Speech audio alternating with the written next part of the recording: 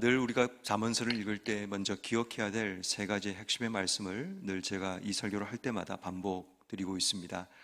어떻게 하면 이 잠언의 말씀은 우리가 하나님께 이르는 길을 소개하는가를 말씀하고 있고, 또 이 잠언의 말씀은 하나님 뜻을 통한 통찰력을 우리에게 주고 있는 말씀이고, 이 잠언의 말씀은 하나님 백성이 어떻게 사는 것이 하나님 백성답게 사는가를 우리에게 말씀하고 있습니다.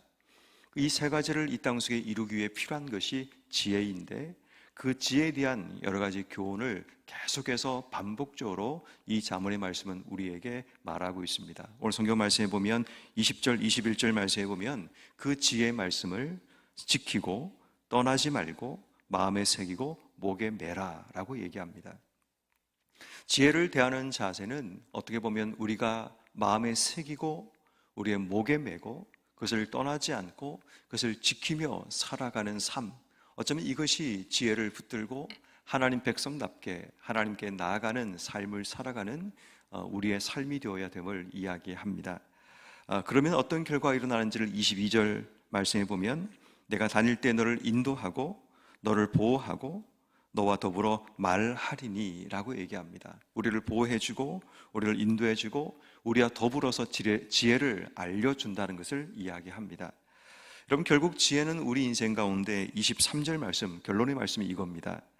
대저 명령은 등불이요 법은 빛이요 훈계의 책망은 생명의 길이다 라고 얘기합니다. 여기서 말하는 등불, 빛, 길, 이 세 가지를 우리가 마음속에 품고 살아가야 합니다. 결국 지혜를 통해 우리가 원하는 것이 등불을 켜서 빛을 드러내고 그 빛을 통해 우리가 걸어가는 길을 밝히기 위함입니다.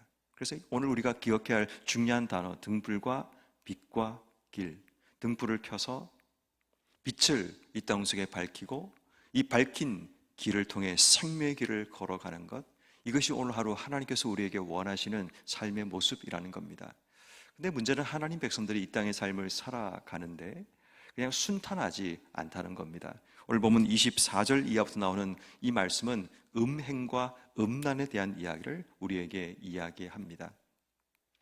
음행과 음란이라는 것이 단순히 그냥 남녀 간의 그런 부적절한 그런 행위라고만 생각하지 말고, 우리의 삶 속에 하나님을 거역하고 하나님을 대적하고 하나님과의 관계를 끊어버리고 세상과 짝하고 세상과 손잡고 살아가는 우리의 모든 삶이 이런 음란과 음행의 삶이라는 것을 이미 구약 성경은 우상 숭배와 하나님이 아닌 다른 신들을 섬기는 이스라엘 백성들의 모습을 통해 우리에게 경고하고 있습니다. 그런 의미에서 우리가 이 음란이라는 이 부분을 단순히 그냥 남녀 간의 부적절한 그런 조합으로만 생각하지 말고 조금 더 영적인 부분에 접근하는 것도 우리의 실생활에 도움이 될 수 있습니다. 오늘 성경 말씀에 보면 24절, 이것이 너를 지켜 악한 여인에게 이방 여인의 혀로 호르는 말에 빠지지 않게 한다라고 이야기를 합니다. 다시 말해 우리의 삶에는 끊임없이 이러한 도전들이 찾아온다는 겁니다. 25절 말씀에 보면 그의 아름다움을 탐하지 말고 눈꺼풀에 홀리지 말고, 26절 음료로 말미암아 한 조각 떡만 남게 된다. 음료의 마음을 뺏기게 되면 우리의 집이 가난해지고 망하게 됨을 이야기합니다. 그리고 귀한 생명을 잃어버리게 된다라는 이야기까지 하게 됩니다. 그만큼 여러분, 이 음란에 빠지고 음행에 빠지는 것이 우리의 영혼과 우리의 삶을 파괴한다라는 것을 이야기하는 겁니다. 27절 이하의 말씀에 보면 불을 품고 어찌 옷이 타지 않겠느냐, 숯불을 밟고 발이 되지 않는가라고 얘기하면서 아예 처음부터 우리의 삶이 그러한 것을 가까이 하는 것이 위험한 거라는 거죠. 다시 말해 숯불 위를 밟고 있으면서 나는 괜찮아 라고 말하는 것은 안 된다는 겁니다. 가지 말아야 될 곳에 가면서 나는 믿음을 지킬 거야, 그 자체가 안 된다는 겁니다. 해서는 안 될 일들을 같이 그 자리에 무리 가운데 있으면서 나는 믿음을 지킬 거야, 이게 안 된다는 겁니다.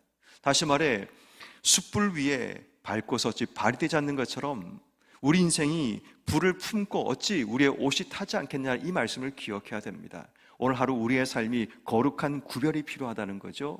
해서는 안 될 일들을 해서는 안 되고, 가서는 안 될 자리에 가서는 안 되고, 또 먹어서는 안 될 것들을 먹지 않는 그런 삶을 사는 것, 어쩌면 이것이 우리에게 지혜를 붙드는 삶이란 것을 이야기합니다. 그리고 좀 더 실제적으로 29절 이하부터는 남의 아내와 통관하는 자에 대한 부분을 설명합니다.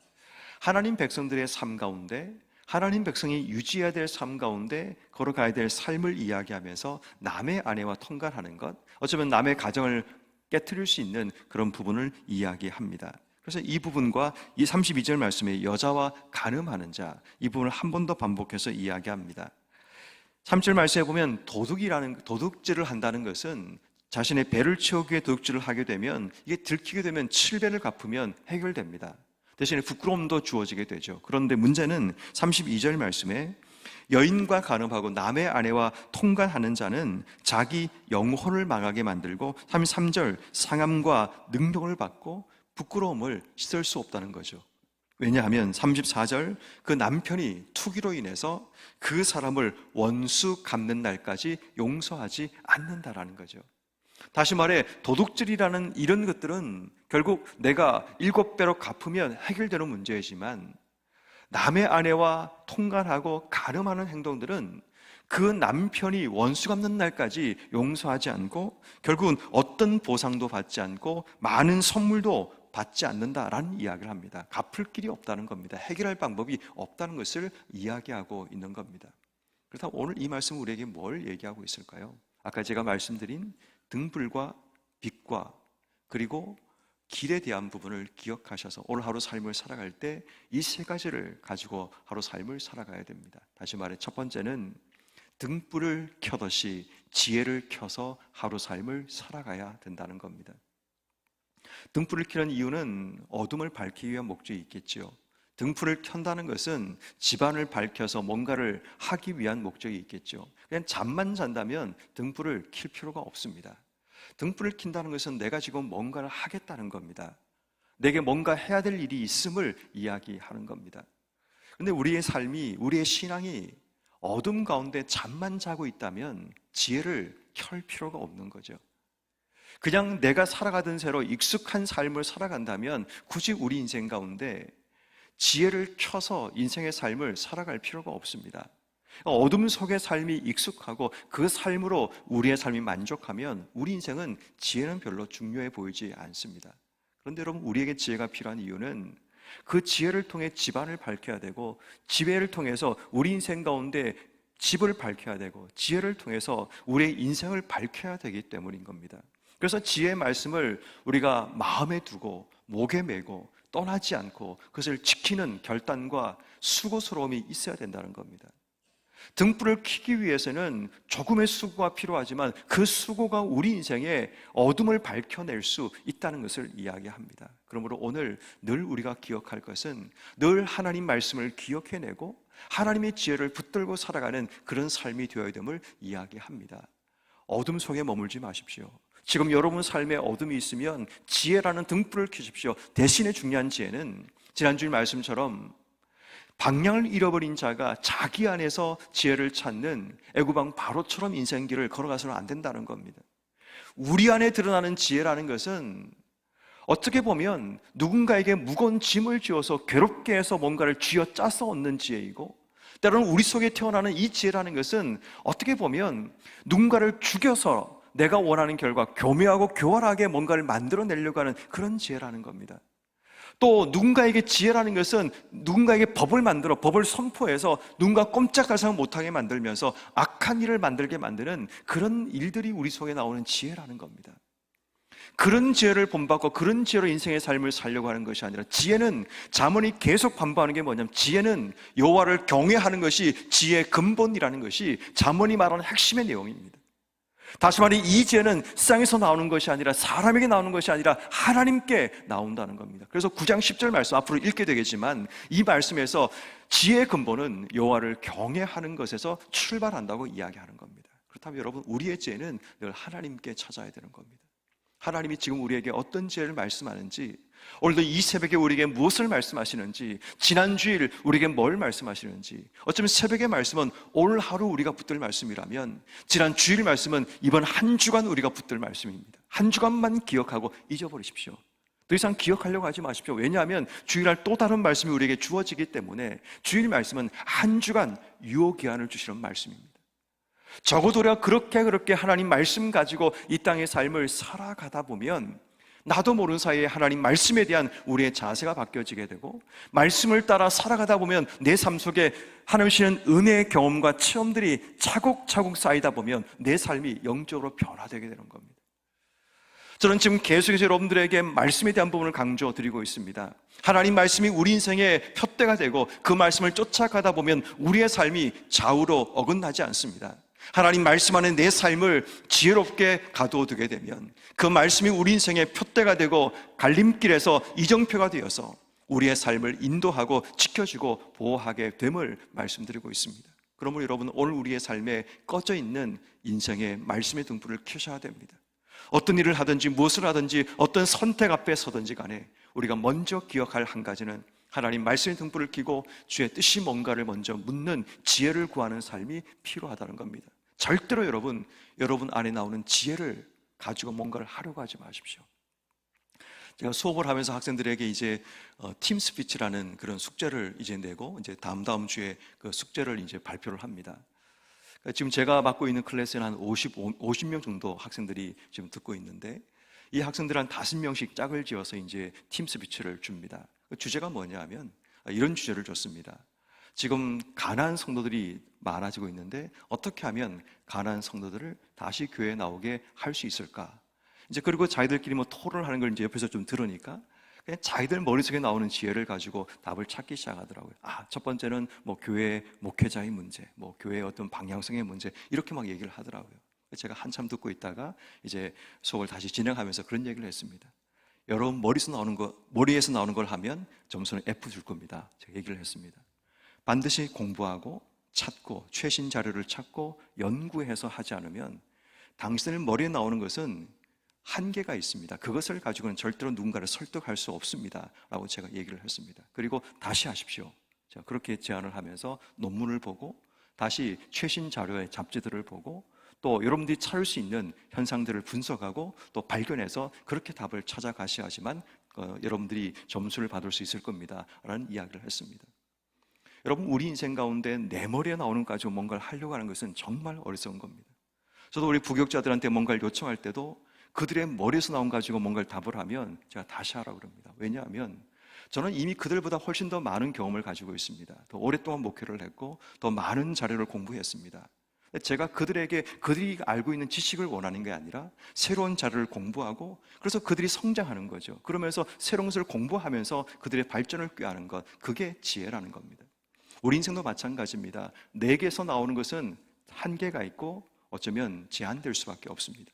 오늘 우리가 하나님께 기도할 때 하나님이 주시는 지혜로 내 인생의 갈 길을 밝히는 등불을 켜주시기를 기도해야 됩니다. 때로는 선택의 순간 앞에 하나님의 등불이 내 안에 켜져서 내 길을 보여주시기를 기도하는 여러분 모두가 되기를 주 여러분 축원합니다. 두 번째는 여러분, 등불도 켜야 되지만 두 번째는 빛이 비춰져야 됩니다. 등불을 켰는데 빛이 비춰지지 않으면 아무 의미가 없습니다. 그런데 문제는 빛을 품고 가야 되는데 불을 품고 가서는 안 된다는 거죠. 아까 우리가 읽었던 말씀처럼 27절, 28절 말씀처럼 사람이 불을 품고서야 어찌 옷이 되지 않고 숯불을 밟고서야 어찌 발이 되지 않겠느냐라는 말씀이 기록되어 있습니다. 불을 품으라는 것이 아닙니다. 불장난하라는 것이 아닙니다. 빛을 품어야 되는 겁니다. 빛을 품으면 우리의 삶이 빛의 사람이 되고 빛이 나를 보호하고 나를 지키고 어둠을 물러가게 만들고 우리 인생의 깜깜하고 어둠들이 물러가는 그런 일들이 일어나게 되는 겁니다. 다시 말해 우리 인생의 등불을 가졌다고 중요한 것이 아니라 그 등불을 켜는 인생이 필요한데 등불을 켜게 되면 악한 자의 호리는 말이 우리에게 넘어가지 않을 수 있다는 겁니다.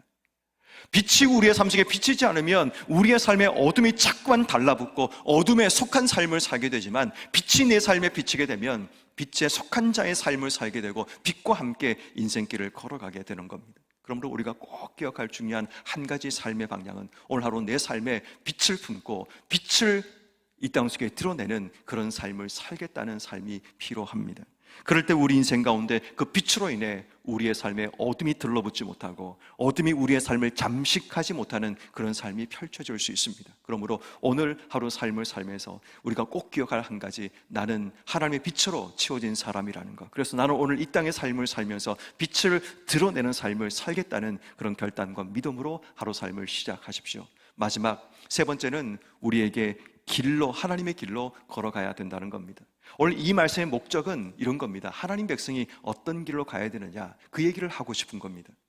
이방 여인, 남의 아내와 통간하는 자의 길을 걷는 것이 아니고, 여인과 간음하는 자의 길을 걷는 것이 아니라 하나님 백성은 그런 길을 가면 안 된다라는 이야기를 우리에게 하고 있는 겁니다.